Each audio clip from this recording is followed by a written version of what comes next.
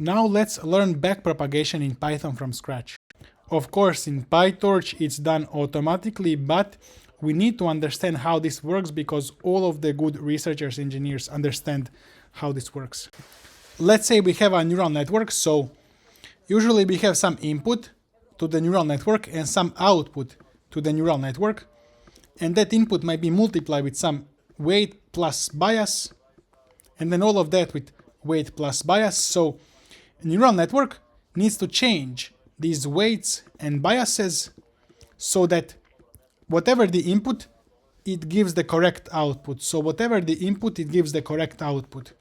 And during learning process, during training, the weights and biases will be learned, and then once they are learned, they will not change during inference. So the neural network will generate data based on the input later in the inference. But that's not what we're trying to do here.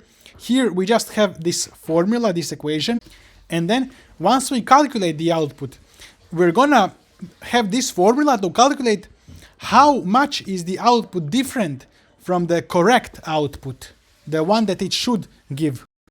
So we say our calculated output minus the correct output, that's the difference, and we will square just because it makes like math easier to do, and also if the error is bigger, the square will make it even bigger. So we will make it even more sensitive to big errors, even bigger. It will make even bigger errors then. So if the error is big, a big number, when you square a big number, you get a lot bigger number. And if you square small errors, then it's not gonna be so much bigger after the squaring. But regardless of what loss function we take, it doesn't matter so much. What we want to calculate is if we change this weight, how does the loss change? Does loss become smaller or bigger? If we change this weight, this bias, and this bias. So for each of these, we want to calculate if we change them, does the loss increase or decrease? So if we increase this, does the loss increase or decrease? So at the end, we will know how to change these so the loss goes down. Let's write some Python code. So let's say in the beginning, we start with these values. So this is the input. This is the target. So let's calculate our y. So we have this age, it's like intermediate hidden neuron. So in our formula, this is the age. When we calculate this, we get the age, and then we multiply age with this plus this. So we will just implement this formula in code, and that's gonna be right here. In this case, our y is 3.2, but it should be 4. So the loss is going to be 0.64. So now we need to calculate those gradients in Python. We will start from loss and go back with the chain rule. So first they say like gradient of, or I should say partial derivative of loss with respect to loss. It's going to be 1. It's always 1 when it's the same thing.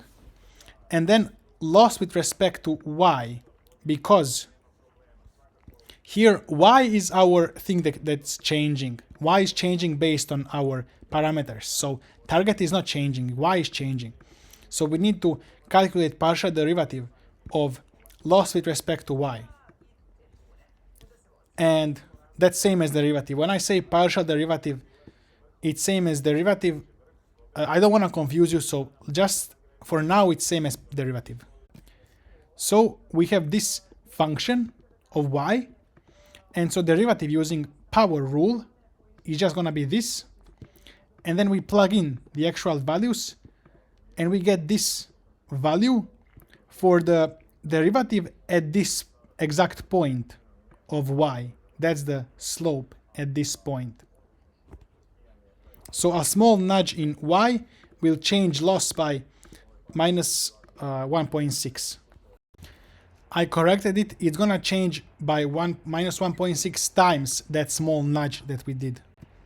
But we want to find sensitivity of loss with respect to the weights. So applying the chain rule, we have this already, but now let's calculate sensitivity of y, or derivative of y with respect to these variables here. And this is why I'm calling it partial derivative. So you see, y has this variable, and this variable. But we first want to find how does y change if we change w. So we will find partial derivative of y with respect to w, which means we will treat these other things as constants. So imagine they are constant. That's why it's partial derivative, because we have multiple variables, but we are looking only at one and imagining these are constants. So if you have constant times variable, then the derivative is just the constant, and this is plus constant, so it will be plus 0. So the derivative is here just this age. So then we just plug this in using the chain rules. So partial derivative of loss with respect to that w, we just do loss to y and y to w, which is age, and that's the derivative. So if we nudge w in by a small direction, by a small amount, then loss will change by minus 3.2 of that amount, times that amount. I actually added calculation for bias as well, so we would actually calculate derivative with respect to all of these weights and biases, and it's the same thing. We just apply the chain rule as well. You may copy this lesson and ask ChatGPT to explain step by step if you have any questions here. This is something you just have to practice to get the intuition. So there is only so much a video can explain. You need to practice this. So we will just apply the chain rule to all of this stuff, and we will find derivatives with respect to all of the weights and biases this way. So for example, this weight, it has stronger influence on the loss than this bias, for example. And we can implement this same math into Python.